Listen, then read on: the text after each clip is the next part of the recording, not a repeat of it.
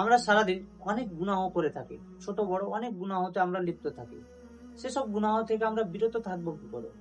হুজুর সাল্লাল্লাহু আলাইহি ওয়াসাল্লাম বলেছে, আমরা যদি গুনাহ থেকে বিরত থাকতে চাই, তার জন্য আমাদের তিনটি কথা সর্বদাই স্মরণ করতে হবে। তার মধ্যে প্রথমটি হচ্ছে, আমরা কোনো গুনাহ করতে গেলে আমরা যেন খেয়াল রাখি যে আল্লাহ তাআলা আমাদেরকে দেখছেন। দ্বিতীয়ত, যে আমাদের যে গুনাহটি করব, ফেরেশতা কিন্তু সেই গুনাহটি লিখে নিবে। তৃতীয়ত, আমরা যে গুনাহটি করব সেটার হিসাব কি আমরা কাল কিয়ামত ময়দানে আল্লাহর কাছে দিতে পারবো? এই তিনটি কথা মনে রাখলে ইনশাল্লাহ আমরা গুনাহ থেকে দূরে থাকবো। তৃতীয়ত, ফেরেশতা কিন্তু সেই গুনাহটি লিখবেন। তৃতীয়ত, আমি যে গুনাহটি করলাম তার হিসাব কি আল্লাহ তাআলার কাছে কাল কিয়ামত ময়দানে দিতে পারবো? আমাদেরকে এই তিনটি কথা সর্বদাই স্মরণ রাখতে হবে।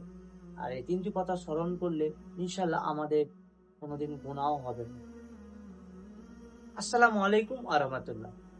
আমাদের চ্যানেলটিকে লাইক, ফলো, সাবস্ক্রাইব করবেন এবং কমেন্ট করবেন যেন আমরা উৎসাহিত হই এবং আমরা যেন এরকম ইসলামিক ভিডিও আপনাদের কাছে পৌঁছে দিতে পারি।